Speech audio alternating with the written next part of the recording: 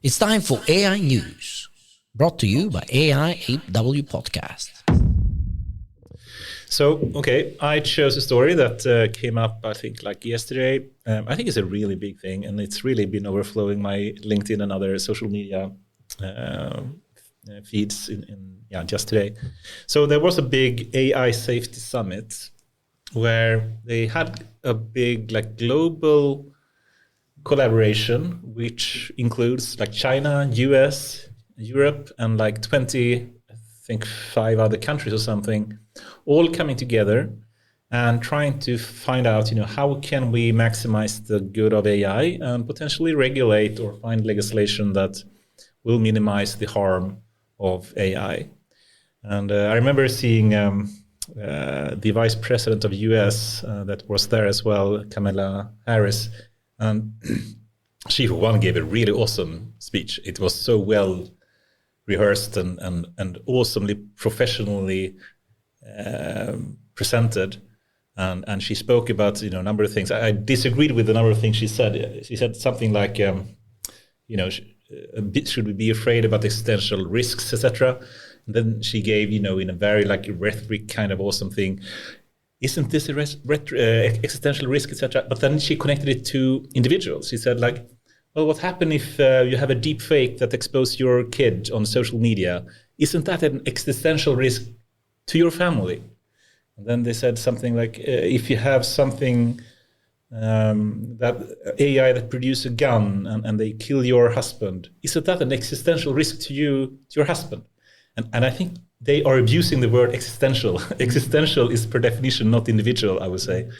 But still, it was an awesome talk by Kamala Harris, and that was interesting. And what's really interesting is that they all came together, like China, US, Europe, and so many other countries, and that they also included tech giants. We've been speaking about tech giants for a long time here, and that they have a big lead, and we speak about the AI divide, saying that the top giants like Google, Microsoft, OpenAI, Amazon, and so many more, Meta, etc., are in such a lead and so valuable. So they are more powerful, I would argue, than most of the countries. And this really exemplifies this, because it produced the top countries together with the top companies. At the same to talk about this, you needed to have the superpowers like China and US, but you also needed the superpowers in terms of some tech giants. And then they, we'll see what really comes out of this, but they spoke about the new term that I haven't heard before as well. They spoke about the frontier AI.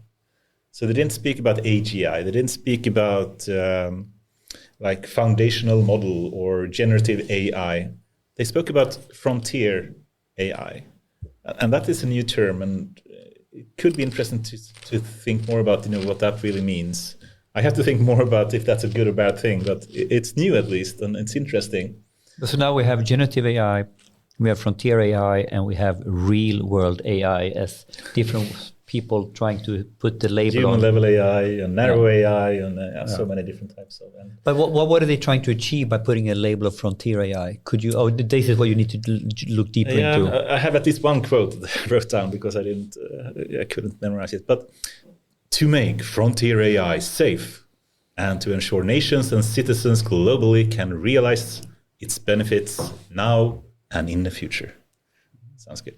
And then they, spoke about the number of risks, and they also spoke, the different type of risks it can be with AI. It can be, you can actually have good actors like Microsoft or Google or Midjourney and others that want to produce AI services that are for the good of the customers, but it can go bad, and it can be mistakes, and they can break laws by creating these kind of services, and that can turn out really dangerous for the society. Yeah, it's interesting. Goran pulled up what is frontier AI, and there's a paper. This paper uses the government's chosen definition of frontier AI. So this is yes, and it says a highly capable general purpose AI models that can perform a wide variety of tasks and match or exceed the capabilities present in today's most advanced models. So it's not like they are avoiding here the term human or human or like. generative So it's or more AGI like or yeah. But I like this because it actually doesn't only focus on more general AI or generative AI. It's speaking about the most advanced models. Yes, exactly. And I think this is good, actually. I think this is a good way of putting it as well, because as soon as you start using AGI, for people in the industry, it means something quite extreme, right? And I think if you just use AI for autonomous weapons or something, I mean, that wouldn't be a general kind of generative AI. But using frontier AI as opposed to, I guess, traditional AI or commonplace AI is a way to frame it. Interesting. Yeah. Yep. And then they have these kind of 4 types of risks. It was the good actors going bad, or they could be the bad actors that intentionally using it to create a new coronavirus or biological weapons or whatnot. And then we have the whole agency kind of problem where AI takes control and you have the singularity and whatnot, and simply the social turmoil. And then they spoke about that and different ways to collaborate throughout the world and properly have a common agreed upon policy globally to fight with this. And I think it's good, because otherwise the problem is that if some country or a single company say, I will go responsible now, but then the competitor just focus on revenue, they will lose.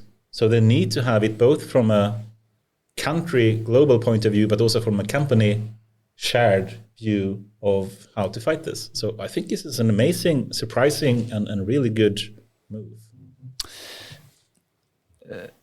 I'll let you go first, Goran, because I'm afraid of stealing your ideas the whole time.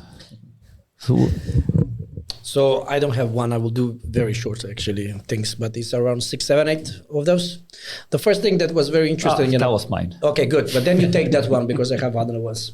First of all, AI was voted as the word of the year. So this is very big one. So based on how many people has been talking about it and has been Googling the word AI is now officially the word of the year by Collins Dictionary. So there it is. AI is the word of the year.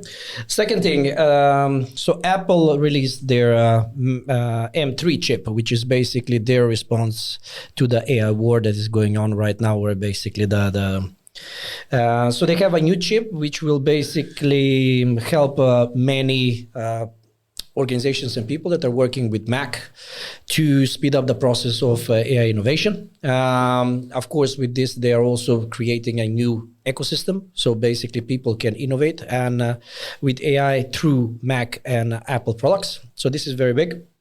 The French AI company Mistral, they just basically announced that they will be gathering another $300 million, which will put them on a valuation of $1 billion in total. So they are officially basically the European answer to ChatGPT or OpenAI. So they are the biggest right now. Yes, but there is an interesting twist to this. So the Germany richest man, do you know who it is? No. The guy who basically owns Lidl. Lidl guy, the supermarket. Supermarket guy. So now he has a foundation which is called like charitable foundation, which is called like Dieter Schwarz Foundation. So they are creating right now AI, what is called innovation park, that is aiming to take on the race with OpenAI and lifting the German LLM. It's called Aleph Alpha. To basically, so they're investing a lot of money over the next 10 years, making Germany actually one of the countries that will have, quite good large language models. So I think they're mostly actually not fighting with OpenAI here. They're fighting with the Mistral in France, but it's okay. Yeah. But I'm happy that we have more of this coming up in Europe. So this is quite nice, actually. So this is good. What else is new? Google add $2 billion to Anthropic. You remember in the last episode, we were talking about Amazon investing $4 billion in Anthropic. Google just basically did $2 billion in them as well. So both Amazon and Google in Anthropic. Yes, because they want to speed up the game and actually make sure they are on the right track with OpenAI and Microsoft and everything. Yeah, so they actually go for they are putting money on the second one or whatever. Yeah, interesting. The official thing is that basically it's urgency to innovate in AI along the Google own project, which is called Gemini, that we basically didn't have a chance to discuss over some episodes back. I'm waiting for Anders to start talking about it. It's not released yet. Yeah, exactly. So let's see how it's going to go. And ChatGPT released all the tools. So now you basically can upload PDF into ChatGPT and analyze it, which is completely crashing the whole PDF market, and it's making it much easier actually for people to work with it. One of the big things in ChatGPT, and if you have worked with that, is that you cannot paste a large amount of text. So, for example, let's say that this episode right now, I want to use the transcript to create a summary of it. It will be impossible because you will need to divide that into several sections in order to upload the entire transcript. Now, if I take the transcript, put it into a PDF, and then upload the PDF directly into ChatGPT, then I can get that. So we found a way now around. Yes, this. and it's an exciting thing to do because this is going to speed up content marketing. And you heard me before speaking with my marketeers earlier. I'm looking forward starting. And this with the PDF, Monday, now you're getting very close to what is very normal work cycle for to get a PDF in the end and then upload that really speeds up. It's going to speed up quite a lot of things, and I think we are going very quickly to a more effectivization and a hyper personalization of things. This was my news. So you can and now I take the one that I take one.